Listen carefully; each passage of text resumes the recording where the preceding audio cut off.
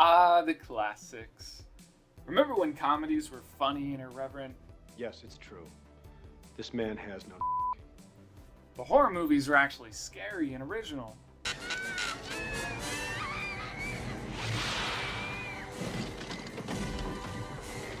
Directors took risks with who can actually die.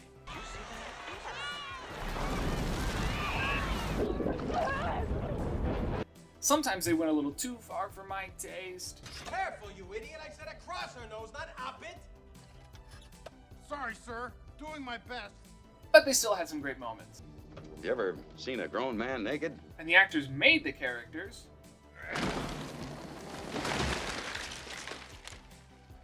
Nice model! Or broke them.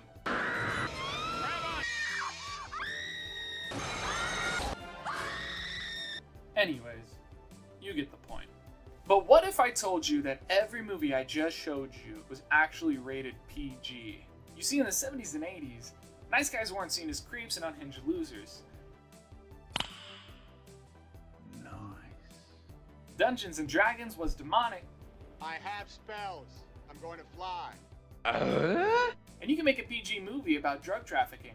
During this golden age in America, it was never easier to get a movie rated PG. If you don't believe me, go back to Monty Python and the Holy Grail. And after the spanking, the oral.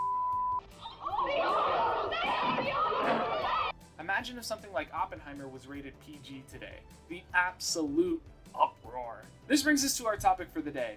While not as extreme as some of the other examples, 3 Men and a Baby was definitely dishonestly marketed as a family fun movie. That's a baby. It's a baby. Of course it's a baby. It's your baby. No, it's not my baby. It's Jack's baby. Look at the movie poster. So cute. And the trailer makes it seem like a night of family fun where 3 bachelors have to learn to take care of a surprise baby. 4 different kinds of formula. 2 different kinds of diapers. Bottle, towel, nipple. As you might expect, they fall in love with the baby and they can't give it up when the mother comes back to take it back to England, where she's definitely from. They're about to discover the only thing worse than raising her Oh, no, please, not on the silk sheets! is losing her. Or at least that's what I thought it was going to be about. In actuality, it's about 3 men getting tricked into trafficking heroin. But I'm getting ahead of myself. First, let me thank today's sponsor, me, because I'm still a new channel and sponsors haven't even heard of me. So please engage with this video. If you like it, leave a like and a comment, and maybe subscribe if you'd like to see more. If you hate it, leave a comment anyway, telling me how terrible of an editor I was. Either way, I'm always trying to improve, and I'll need all the help I could get to try and grow this channel. Anyways, thanks, and back to the video. The movie starts out with Tom Selleck, Ted Danson, and Steve Guttenberg decorating the new apartment to this very catchy and annoying song. I won't play too much of it because I don't want to get caught up with copyright issues. I can't really fault it though. It's a cheesy 80s montage, but at least it's not as tonally out of place as the Scarface montage. The trio gives a housewarming party, and Tom Selleck's girlfriend gives the most accurate description of him that I've ever heard. He's sort of boyishly handsome, sort of boyishly handsome. We also get to see the first joke of the movie, which is always important when setting the tone for any comedy, especially a PG movie about men learning to take care of a baby. But he has got the most amazing...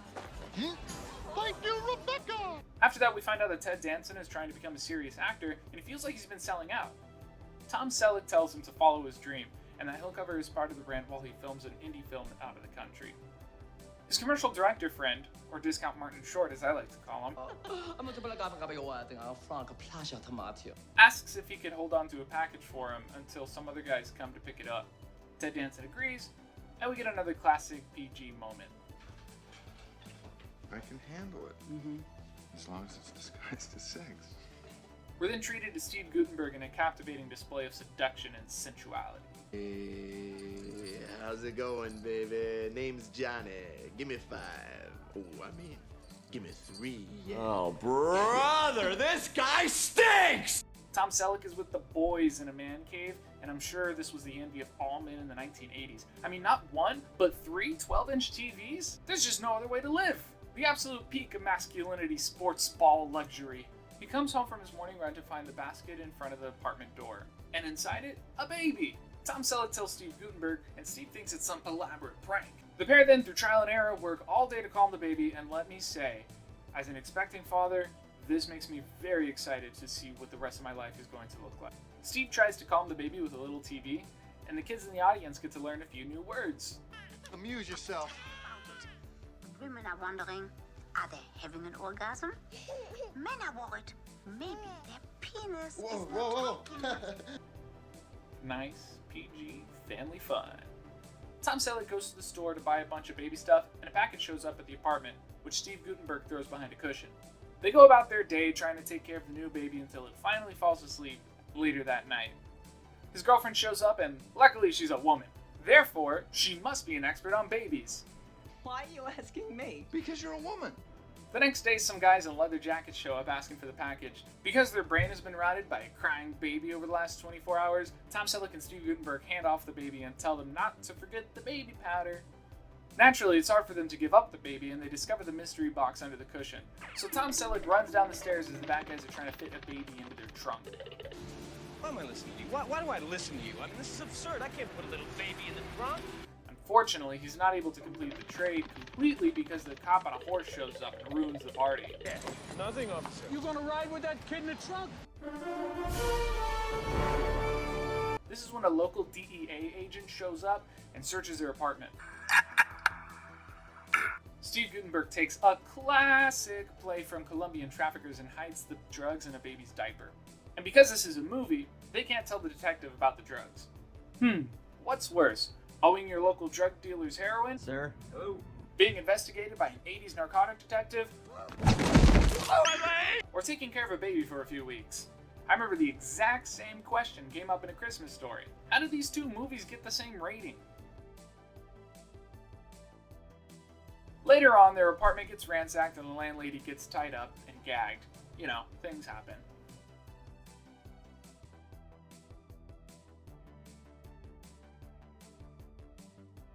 They don't even bother untying her when they find her. They're just like, but hey, did they get the drugs? Mr. Mitchell!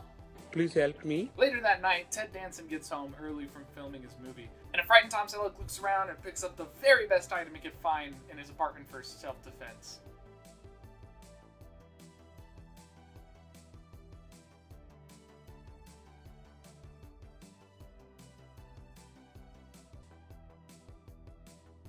Hey, if you got this mustache and these legs, anything could be a weapon. Observe.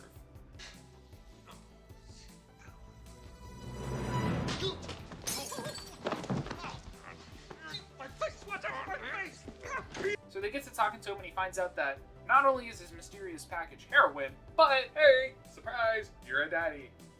Look, the child doesn't look anything like me. I cannot believe this. Now that Tom and Steve are experts in raising children, they leave Ted to fend for himself. He asks him for help and they just call him a classic children's movie insult. Hey, how do you put on these things anyway? Figure it out for yourself, kid.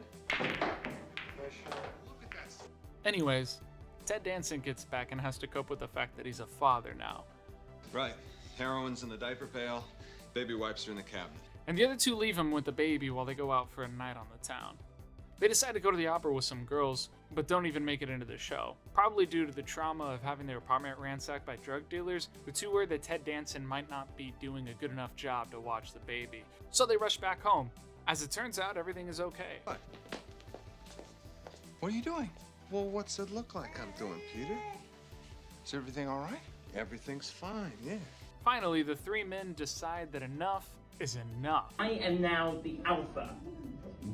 They're not going to live their lives in fear of drug traffickers and federal agents. So they get together in a phone booth for a negotiation that seems more like a prank call you'd see in a sleepover. We got the stuff, and if you don't do it our way, we flush it down the toilet. They come up with one of the best and most needlessly confusing plans ever.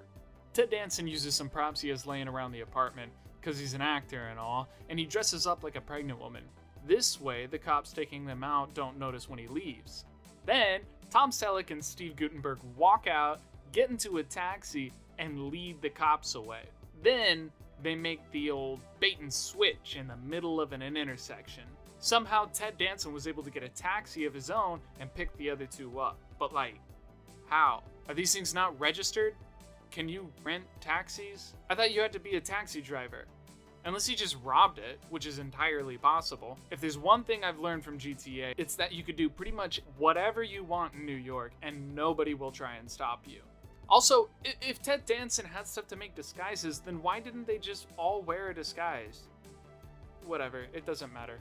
They continue with their plan of taking the baby to a dangerous construction site to meet up with murderous drug traffickers, as you do. Tom Selleck meets up with the bad guys and gives them an intimidating power stance. What? Hold it! What? Just Hold it. Little do they know that Steve Guttenberg is hiding in a ventilation shaft.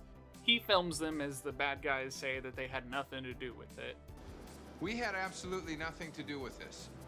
So, haha, they'll be exonerated. I'm sure that'll hold up. But because this is a movie, something has to go wrong. Unfortunately, the screenwriters couldn't think of something, so they just had Steve Guttenberg fall over for no reason. Hey, what is that? What is that? What are you, abusing my trust here or what? There's someone in there! You're a genius. You must have a IQ of 160.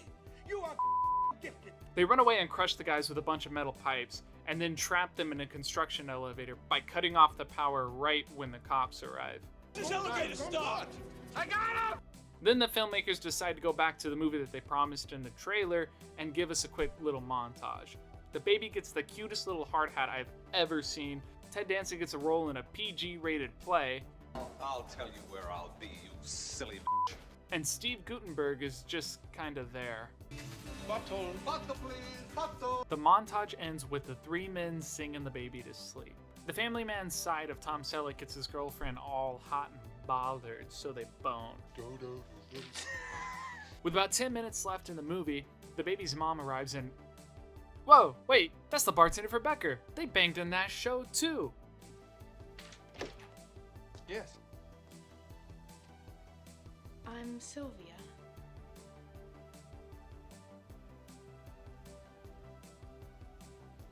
Mary's mother. Come together. The rest of the movie goes on pretty much as you'd expect. She leaves with the baby, and the three men get sad. They chase her for a pre-9/11 airport scene, and wouldn't you know it, they miss the flight. So they don't get to have their catharsis with the baby. They go home all sad and ready to face life without their little girl. But when they get back to the apartment, they realize that she couldn't leave after all.